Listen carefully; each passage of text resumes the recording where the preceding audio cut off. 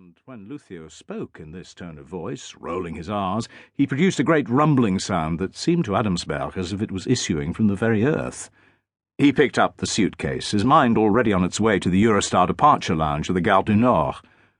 "What can't you get out?" he said distantly, locking his front door. "The cat in the tool shed. You surely knew she was having kittens." "I didn't even know there was a cat there. I certainly don't care." "Well, you know now, hombre, and no way will you not care. She only managed 3 so far. One's dead, and 2 others are still stuck. I can feel their heads. I'll massage her belly, and you can pull them out. And be careful, gently does it. A kitten, you can break it in half like a biscuit if you're too clumsy." Anxious and impatient, Luthio was scratching his missing arm by moving his fingers in the air.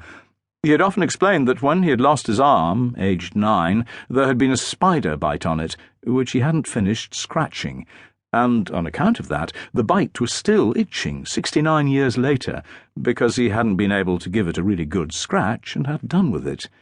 This was the neurological explanation provided by his mother, and it had become Luthio's philosophy of life. He adapted it to every situation and every feeling. You either finish something or you don't start. You have to go through to the bitter end, and that applies in matters of the heart, too. When something was intensely important to him, Luthio scratched the interrupted bite. "Luthio," said Adamsberg clearly, walking across the little garden, "my train goes in an hour and a quarter. My deputy is having kittens himself at the Gare du Nord, and I'm not going to be midwife to your wretched cat when 100 top cops are waiting for me in London. Do it yourself. You can tell me about it on Sunday." "How am I supposed to manage like this?" cried the old man, waving his stump in the air. Luthio held Adamsberg back with his powerful right arm, thrusting forward his prognathous jaw, worthy of a Velázquez painting, according to Danglars. The old man couldn't see well enough these days to shave properly, and his razor always missed a few bristles. White and tough, they glittered in the sunshine in little clumps, like a silvery decoration made of thorns. Every now and then, Luthio caught a bristle between thumb and fingernail and pulled it out, as he might a tick. He never gave up till he got it out, observing the spider-bite philosophy. "You're coming with me. Let me go, Luthio. You've got no choice, hombre," said Luthio darkly. "It's crossed your path now. You have to come. Otherwise it'll scratch you all your life. It'll only take 10 minutes. My train's crossing my path, too. Time for that afterwards." Adamsberg dropped the suitcase and groaned impotently as he followed Luthio into the shed. A tiny head, sticky with blood, was emerging between the cat's hind paws. Under the old Spaniard's instructions, he caught hold of it gently, while Luthio pressed the mother cat's stomach with a professional gesture. She was meowing piteously.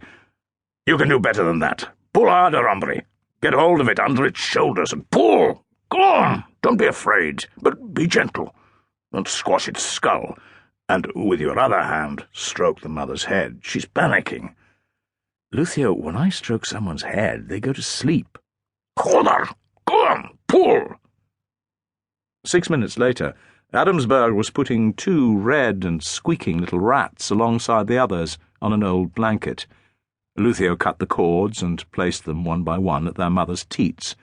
He looked anxiously at the mother cat, which was whimpering. "What do you mean about your hand? You put people to sleep?" Adamsberg shook his head. "I don't know how. If I put my hand on their heads, they go to sleep. That's all." "And you do that with your own kid?" "Yes.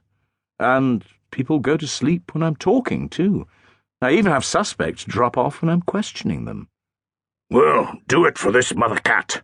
Apurate! Make her sleep." "Good grief, Luthio, can't you get it into your head that I've got a train to catch?" "We've got to calm the mother down." Adamsberg couldn't have cared less about the cat, but he did care about the black look his old neighbour was giving him. He stroked the very soft head of the cat, since it was true he really had no choice.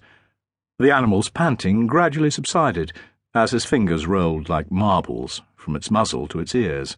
Luthio nodded his approval. "Yes, she's sleeping, hombre."